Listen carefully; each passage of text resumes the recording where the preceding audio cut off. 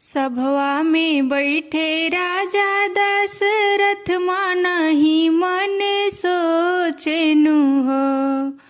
सभवा में बैठे राजा दशरथ मानहि मन सोचेनु हो। रामा आई गईले हमरो बुढ़ापवा ललन मुख नाही देखे हो।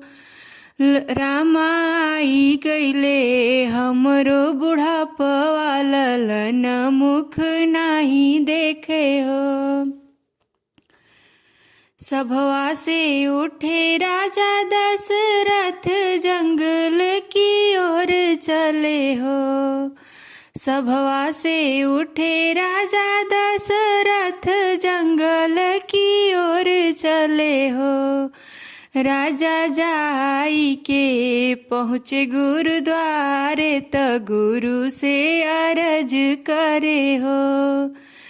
राजा जाई के पहुँचे गुरुद्वारे त गुरु से अरज करे हो। कुटिया से निकले गुरुदेव तो बोले है मुस्काई के हो। कुटिया से निकले गुरुदेव तो बोले है मुस्काई के हो। राजा एक ही यज्ञ रचावहु विप्र जेवावहु हो।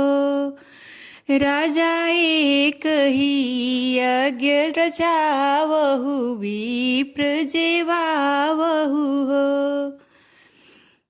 ललन सुख पावहु हो।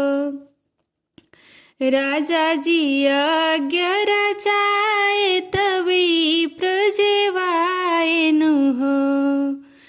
राजा जी यज्ञ रचाए तभी प्रजेवाएनु हो। रामा उहे पर साद रानी खाई गर्भ उनके रह गईले हो। रामा उहे पर साद रानी खाई गर्भ उनके रह गईले हो। 8वां महीनवा के बीतते तनहुए के लगते नु हो। 8वां महीनवा के बीतते तनहुए के लगते नु हो। राजा जन में है श्री भगवान तीनहु लोक तारन हो। राजा जन में है श्री भगवान तीनहु लोक तारन हो। अगर आप लोग के हमारी सोहर पसंद आए तो हमारे चैनल के लाइक शेयर और सब्सक्राइब जरूर करें लोगन, और ज़्यादा से ज़्यादा शेयर करें लोगिन।